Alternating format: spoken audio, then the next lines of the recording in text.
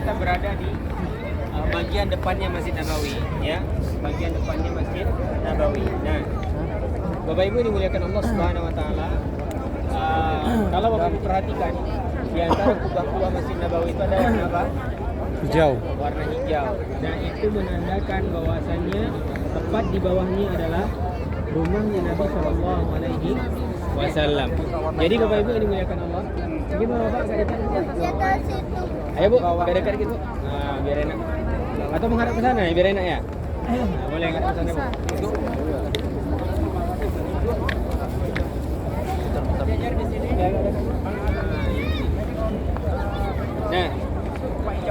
Nah, kubah hijau ya, itu menandakan tempat di mana Nabi SAW, rumah Nabi SAW, Raudhah, kemudian Sallallahu Alaihi Wasallam. Nah, mungkin ada yang bertanya, mengapa Nabi SAW dikuburkan di dalam masjid?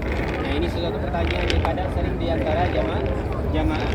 Sebenarnya Nabi itu dahulu ya dimakamkan bukan di dalam masjid. Jadi satu hal yang perlu kita ingat, ya ini dikhususkan untuk para nabi. Para nabi itu di mana dia meninggal, di situ dia dikuburkan. Ya, nggak kayak kita. Kalau kita meninggal di Pekanbaru bisa dibawa ke kampung. Nah, kayak gitu ya. Kalau para nabi tidak. Di mana mereka meninggal, di situ mereka dikuburkan, di tempat mereka meninggal. Nah, tapi kala itu Nabi SAW wafat di kamarnya Aisyah. Ya, di kamarnya Aisyah. Makanya Nabi SAW dikuburkan di kamarnya Aisyah. Dahulu kamarnya Aisyah itu bukan masuk dari bagian masjid, ya, tidak termasuk bagian daripada masjid. Kemudian disebabkan karena bertambahnya kaum muslimin, bertambah banyaknya kaum muslimin, bertambah luasnya Masjid Nabawi dan dibutuhkan kapasitas yang besar, akhirnya terjadilah perluasan demi perluasan sampai memakan bagian daripada makamnya Nabi SAW. Nah, padahal hukum asalnya membangun masjid ya yang ada sengaja ada kuburan depannya ya atau membangun bangunan di atas kuburan ini dilarang oleh Nabi sallallahu alaihi wasallam. Sebagaimana hadis Nabi sallallahu alaihi wasallam, la'anallahu al-yahud wan nasara. Allah melaknat orang Yahudi dan Nasrani. Ittakhadhu qubur anbiya'ihim masajida. Mereka menjadikan kuburan para nabi-nabi mereka sebagai tempat beribadah. Ya. Sebagai tempat beribadah. Nah, yang jadi problem adalah tidak mungkin kuburan Nabi dibongkar. Nah, ini yang jadi problem, ya. Makanya kuburan Nabi itu dalam bangunan dalamnya itu ada tambahan tembok-tembok lagi, ya, untuk menghindari terjadinya hal-hal yang sebenarnya ikhtiar supaya tidak orang-orang tidak sholatnya menghadap ke kuburan Nabi, ya. Dan posisi imam pun tidaklah di depan membelakangi kuburan Nabi SAW atau menghadap ke kuburan Nabi SAW. Posisinya sebelah kiri, jauh sebelah kiri. Nah, ini posisi imamnya, ya. Nah, Bapak Ibu ini dimuliakan Allah Subhanahu Wa Taala, ketika kita ke Raudhah, ya, Raudhah itu apa? Hadis Nabi SAW, ma baina baiti wa mimbari raudhatun min riyadil jannah. Antara rumahku dan mimbarku terdapat taman di antara taman-taman surga. Ya, para ulama berbeda pendapat tentang taman-taman surga ini. Ada yang mengatakan bahwasanya memang itu akan diadakan di dalam surga nanti. Ada yang dikatakan taman surga karena dahulu para sahabat Nabi itu belajar agama itu dengan Nabi SAW di area itu, ya, di area tersebut, maka dikatakan dengan taman surga. Nah, ini berbeda pendapat antara para ulama. Jaraknya adalah dari mimbar Nabi sampai ke rumah Nabi. Berarti dari mimbar sampai ke sudut makam Nabi Shallallahu Alaihi Wasallam, ya. Nah, apa keutamaannya? Keutamaannya kita disunnahkan memperbanyak ibadah di sana, ya, memperbanyak ibadah. Nah, Bapak Ibu ini dimuliakan Allah Subhanahu Wa Taala, kita tidak boleh meminta kepada Nabi SAW, tidak boleh berdoa mengharapkan kepada Nabi SAW. Ya, wahai Rasulullah, kami menginginkan ini. Ya, wahai Nabiullah, kami menginginkan. Tidak boleh, ya. Ini hukumnya syirik. Tidak diperbolehkan, dan syirik adalah dosa terbesar. Kita hanya boleh berdoa kepada Allah Subhanahu Wa Taala, dan kepada Nabi kita hanya mengucapkan salam ketika berziarah ke makam Nabi SAW. Atau misalnya ibu-ibu insyaallah nanti malam ke Raudhah, ya, itu hanya mengucapkan salam kepada Nabi SAW. Assalamualaikum ya Rasulullah. Tidak ada amalan khusus, tidak ada perbuatan khusus, ya, yang dilakukan kecuali mengucapkan salam kepada Nabi SAW. Nah, di sana dimakamkan ada 3 makam, ya.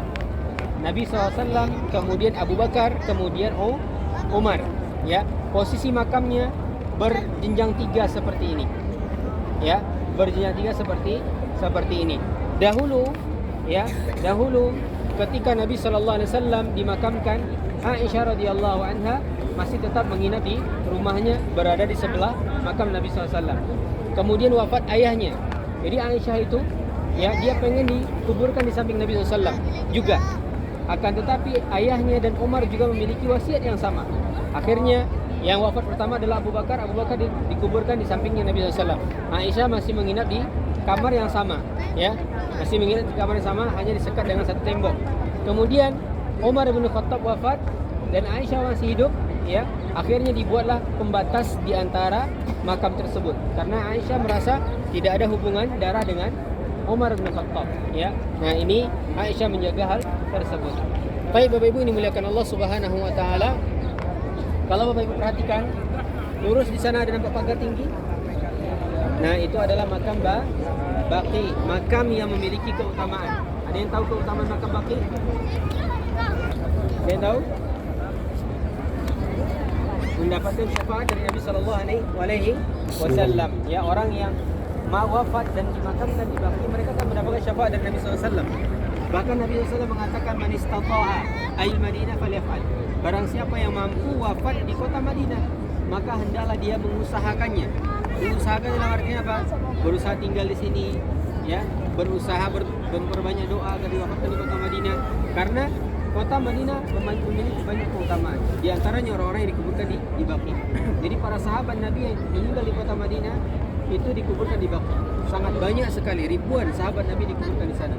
Nah, skemanya itu makam yang sudah sekian tahun umurnya akan dimasukkan mayat yang baru, kecuali makam-makam tertentu, seperti makamnya istri Nabi sallallahu alaihi wasallam atau sebagian makam para sahabat Nabi sallallahu alaihi wasallam, Adapun jamaah umrah, jamaah haji yang meninggal di kota Madinah ataupun penduduk kota Madinah, mereka dimakamkan di makam Baqi dan terkadang kuburannya itu diisi lagi mayat yang baru kalau sudah mencapai umur tertentu, seperti itu.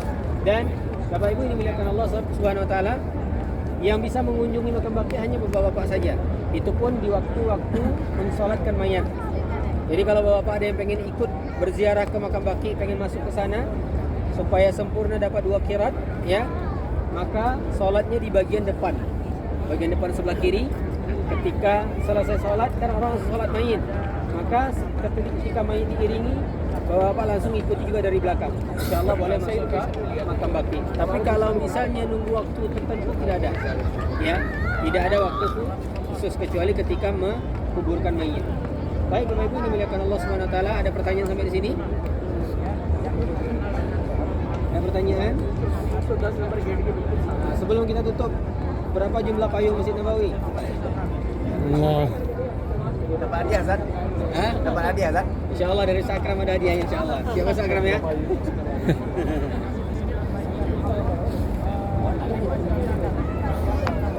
Nah, 365 belum tepat. 250 payung. Ada yang mau hitung? Kita hitung dulu. Jadi payung Masjid Nabawi ini ada 250, termasuk yang bagian dalam hitungnya. Termasuk bagian dalam. Kalau di bagian laki-laki itu ada di tengah-tengah payung lagi, ada payung lagi. Baik Bapak Ibu, ini dimuliakan Allah Subhanahu wa taala. Alhamdulillah kegiatan kita sore ini selesai. Besok pagi kita insyaallah manasik, kumpulnya tempatnya sama di gerbang 329. Kemudian yang ibu-ibu insyaallah kalau jadwal yang diinfokan jam 8 lewat. Berapa? Jam 8. Kawan pas? Jam 8. Ya, jam 8. Isya kita jam 8 lewat. Nah, jadi ibu-ibu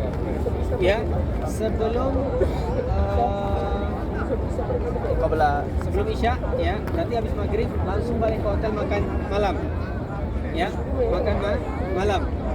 Kemudian setelah itu, setelah makan malam berkumpul di lobi.